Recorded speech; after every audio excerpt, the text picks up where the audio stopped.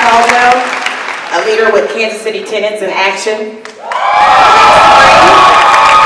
Last spring, we were evicted after I was diagnosed with ovarian cancer and fell behind on the rent.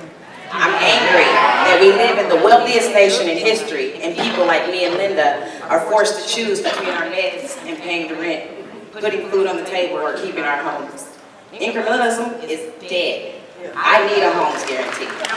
Senator Warren, will you commit to a homes guarantee that includes 12 million new social housing units, massive reinvestment in public housing, a national tenant bill of rights, including universal rent control, and a commitment to end homelessness and the commodification of housing once and for all?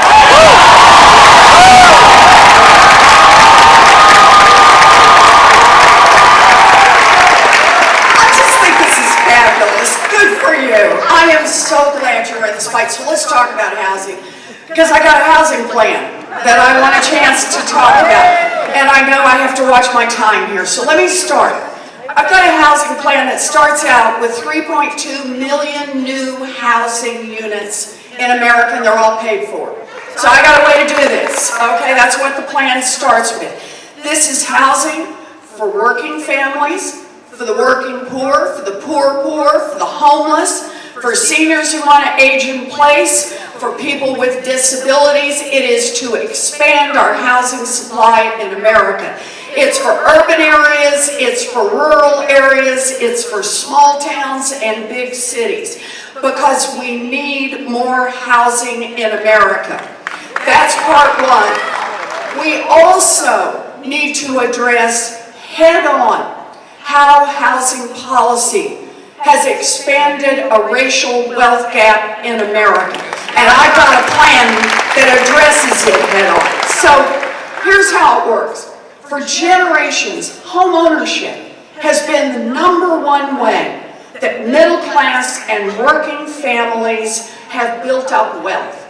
They buy an asset, it appreciates over time. #1 retirement plan, try to pay off your house, live in your home. If grandma and grandpa can make it through, and when they pass on, they pass that house to the next generation, and that's how generation after generation gets wealthy. What happened in America, it should be no surprise to anyone. Our federal government, decade after decade after decade, subsidized the purchase of housing for white people. And for people of color, discriminated. It was called redlining. That is what created a black-white wealth gap in America. And that was legal up through the 1960s. And the impact of it is still felt today. So my housing plan attacks that problem head on and says anyone who lives in a formerly redlined area or who lost a home during the crash when communities of color were targeted for the worst mortgages and the worst foreclosure practices will have homeownership buying assistance. So they get an opportunity to move into their own homes. One more quick, I know you want to hold me on time here, is to talk about the importance of tenant protections. Woo! Where I am on this is I have in my bill that we cannot have state restrictions on the ability of cities to develop whatever are the right tenant protections for them, the right protections on rent control, and I have specific parts to this that help reduce costs for tenants. I understand the importance of housing for everyone, for those who own their homes, for those who rent their spaces. Housing is a basic human right, and I got a plan to make sure everyone gets it.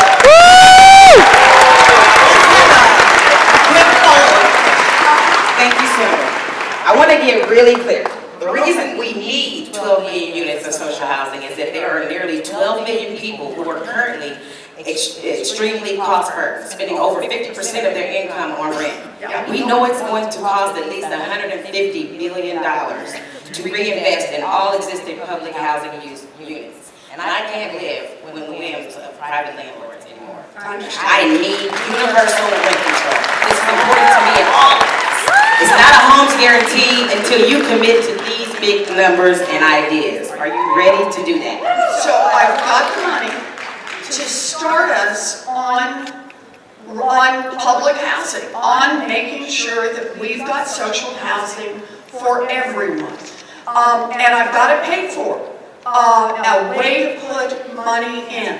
I also believe when we talk about rent control, that what we have to do is this varies from community to community. What I want to make sure is no one can prohibit communities from developing the rent control plans that work for them. Writing a rent control plan in Washington may work for Chicago, but it's not going to work for Iowa City, or it may not work for Dallas. What I want to see, and I have in my plan, is protection so that every community empowers its tenants to be able to write the rent control plan that works for them.